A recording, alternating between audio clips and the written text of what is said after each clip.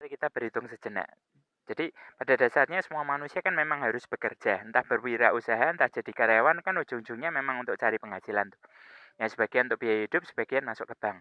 Nah itu pun terbagi, ada yang untuk nyicil kendaraan lah, untuk KPR rumah lah, untuk pendidikan anak, dan untuk masa pensiun kita kelak. Nah ini contoh biaya hidup bulanan satu istri dua anak, anaknya juga masih SD ya. Anda lihat makan 2 jutaan itu tidak bolak-balik jajan ya, belanja bulanan, sampo, sabun, dan lain-lain. Sekolah, itu pun sekolah yang biasa-biasa ya. Kemudian transportasi, itu pun motor ya, pulsa, air, gas, listrik, kondangan kan juga nyumbang, rekreasi, tabungan total-total sudah 4,7 juta rupiah. Belum ngomong tinggal di mana. Ingin beli rumah ya, luas 80-an, harga 265 jutaan, itu kalau dicicil pun sudah 2 jutaan per bulan. Nah, pengen beli mobil, harga 160 jutaan, dicicil pun sudah 4 jutaan. Nah, masalah muncul dengan income Anda ya. Itu kalau total-total pengeluarannya dijumlahkan sudah 10 jutaan ya, belum ngomong asuransi, beli baju, ganti handphone dan lain-lain. Ya, jadi masalah muncul kalau kita bekerja dengan penghasilan hanya 3 juta per bulan, ingin beli mobil dan rumah, itu mission impossible. Sulit sekali, berat sekali. Ya. Nah, makanya kita masih butuh tambahan income atau bahasa kerennya second income. Nah, tengok-tengok yang lagi ngetren apa? Oh, kuliner. Ya. Nah, Anda mau nggak mau sewa tempat ya di yang agak strategis ya. Itu kios 3 kali 4 kalau di Semarang. Sewanya sudah 25 juta. Ya, belum rehab alat-alatnya, bahan mentah yang mau diolah, promosi, air gas listrik untuk setahun, tenaga kerja, lain-lain, total investasinya 54 juta untuk 1 tahun pertama. Nah, simulasinya begini, warung buka dari pagi sampai malam. Ada 50 orang per hari, sekali makan 15.000. Omset kotor 750.000, keuntungan bersih 300.000, kalau dihitung 6 bulan balik modal. Luar biasa ya. Iya, tapi kan dengan catatan omsetnya stabil tiap hari. Nah, kalau tidak laku bagaimana? Ya buang, namanya makanan jangan dibolak-balik kan tidak enak. Ya. Nah, buang artinya modalnya juga lama-lama akan tergerus di situ. Nah, yang ketiga seandainya ada masalah ya, depan Anda jual soto, kok ramai sekali, Anda buka soto di depannya, kok sepi. Nah, terus Anda nyebrang ke depan nanya, Bu resepnya apa Bu biar laris? Kira-kira mau ngasih tahu nggak?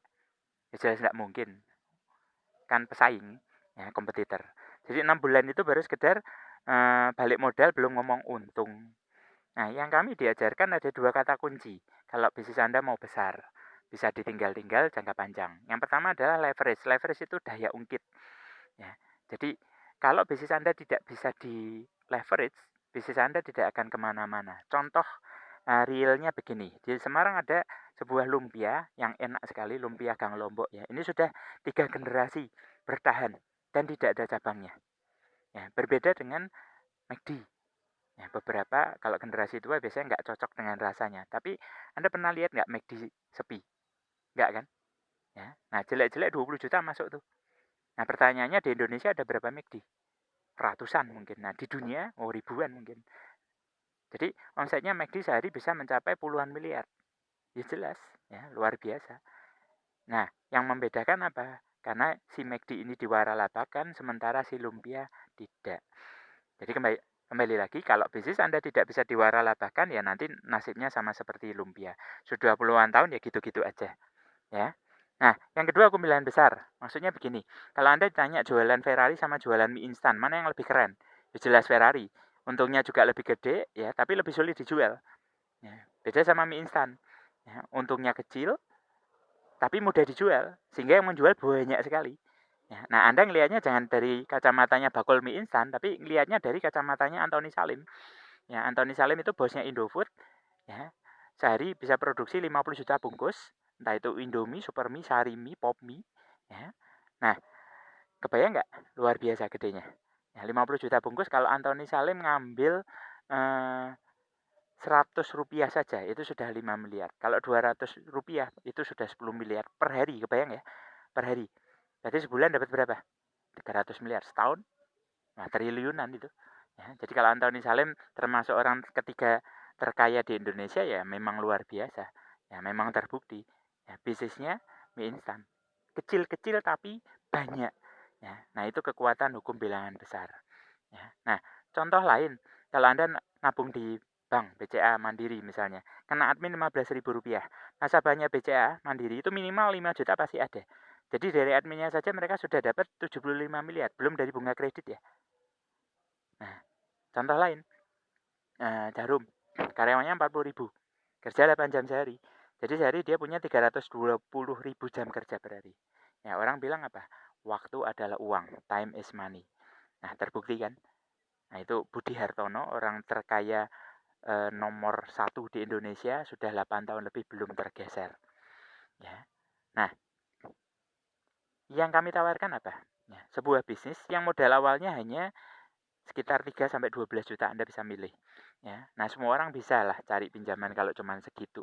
Ya, nah ada sistemnya kayak waralaba, ada mentornya, pangsa pasarnya besar, pesaingnya juga tidak banyak, balik modalnya juga cepat sekali. Nah, keuntungannya bukan hanya materi, tapi Anda dapat sehat dan pengembangan dirinya. Nah, simulasinya begini, modal awal itu nanti Anda dapat produk plus alat. Ya, kerjain 3 sampai 4 jam per hari. Ya, jadi Anda yang masih bekerja, ya Anda tetap bekerja, yang kuliah tetap kuliah, yang sekolah tetap sekolah, yang punya bisnis ya tetap bisa menjalankan bisnis utama Anda. Nah, sehari Anda ketemu dengan teman 2. Berarti sebulan ketemu berapa? 60 kan? Ya. Nah, yang mau 10%, 6 orang. Nah, itu pun maksimal 4 bulan balik modal. Pengalaman kami 2 bulan sudah balik modal rata-rata. Ya, apalagi kalau yang jualan online-nya juga aktif. Nah, dasar referensinya ada 3 buku. Yang pertama Rich Dad Poor Dad, Ayah Kaya Ayah Miskin. Ini buku yang Anda harus punya. Anda harus beli, cari di toko buku pasti ada. Ya, jadi kebanyakan orang tua mengajarkan polanya seperti ini. Ya, Ayah Miskin itu ngajarin anaknya gini, belajar rajin cari ranking tinggi, terus kuliah jurusan yang aku di pasaran, lulus dengan IP tinggi, habis itu cari pekerjaan yang gajinya gede, tunjangannya gede, masa depannya terjamin aman. Apa iya? Ya, ini pola era industri. Sekarang sudah era informasi. Jadi ayah kaya ngajarnya beda, belajar kuliah itu hanya untuk mengembangkan pola pikir, kreativitas, habis itu bangun usaha sendiri. Nah, buku keduanya judulnya Cash Flow Quadrant. Jadi 4 cara manusia mendapatkan penghasilan, ESBI. Employee itu kalau kita jadi karyawan. Jadi direktur, manajer, buruh, PNS. Digaji sama orang. Self-employed itu pekerja mandiri, jadi dokter, artis, pengacara. Ya, jadi bos atas diri sendiri. Business owner itu punya bisnis sendiri, tapi yang bersistem yang kalau Anda tinggal setahun tidak usah diurusi masih jalan. Ada nggak? Ada. Nanti kita kasih contoh. Ya. Yang terakhir investor kelebihan duit, tanam modal, properti, saham. Nah, yang menarik bagi dua, kuadran kiri, E dan S itu kuadran kiri. Disebutkan kuadrannya orang miskin karena kita harus bekerja untuk mencari uang. Ya. Anda karyawan kalau tidak kerja digaji nggak? Tidak. Ya. Dokter kalau nggak praktek ya nggak ada penghasilan. Nah itu nasibnya kuadran kiri. Nah kuadran kanan itu uang yang bekerja untuk Anda, dibilang kuadrannya orang kaya.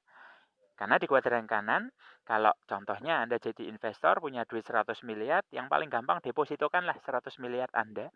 Ya, tiap bulan Anda dapat bunga kira-kira 400 jutaan. Saya rasa masih bisa hidup lah kalau 400 juta setiap bulan. Nah, yang jadi masalah apakah kita mau terus-terusan ada di kuadran kiri? Ya, karena ingat pada satu titik kita tidak bisa bekerja lagi karena faktor usia. Siapapun kita pasti tua soalnya. Nah, langsung jadi investor kan tidak mungkin. Siapa yang mau ngasih 100 miliar dari gini? Nah, jembatannya di kuadran B, business owner. Nah, caranya bagaimana? Ya, jadi konglomerat. Cuma dengan kondisi kita hari ini kan sulit. Ya, ngerti-ngerti jadi Budi Hartono lah gimana ceritanya. Ya. Nah, yang kedua buka waralaba, Indomaret, Alfamart, Kentucky, McD. Anda masuk ke KFC atau Indomaret, bosnya siapa mungkin Anda tidak pernah tahu, tapi duit masuk di situ. Bahkan bosnya meninggal pun duit tetap masuk di situ. Ya, nah itu hebatnya waralaba, tapi modalnya miliaran untuk bisa seperti itu. Nah, tidak punya miliaran ya lupakan. Nah, yang ketiga buka konvensional. Cuman kalau konvensional di Indonesia itu 99% tutup di 5 tahun pertama. Ya, ini surveinya Pak Renal Kasali. Ya, karena orang Indonesia itu kalau bisnis cuman ikut-ikutan, bisnis musiman. Ya, contoh ingat dulu wartel, kemudian ada ake, kemudian ada tahu bulat, ya. Kemudian nanti ada es kepal Milo ini yang lagi naik daun gitu kan. Nah, bisnis musiman. Nah, kalau Anda punya bisnis 2 tahun bubar, 2 tahun bubar lah kapan menikmatinya? Ya, kapan freedomnya gitu loh. Ya. Nah, makanya si Kiyosaki memberikan alternatif yang terakhir untuk kita yang memang tidak punya modal gede, nggak punya skill bisnis. Ayo sekolah. Ya, sekolah di business school ya. Nah, ada bukunya, Anda cari bukunya, Anda baca. Ya. Jadi di situ Kiyosaki mengajarkan caranya kepada kita. Nah, saran kami cari 3 buku itu Anda pahami baik-baik, Anda baca habis.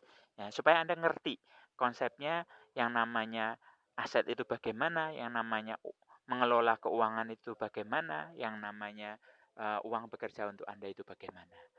Baik, ini penjelasannya. Nanti Anda bisa lebih lengkap minta video berikutnya ke teman Anda.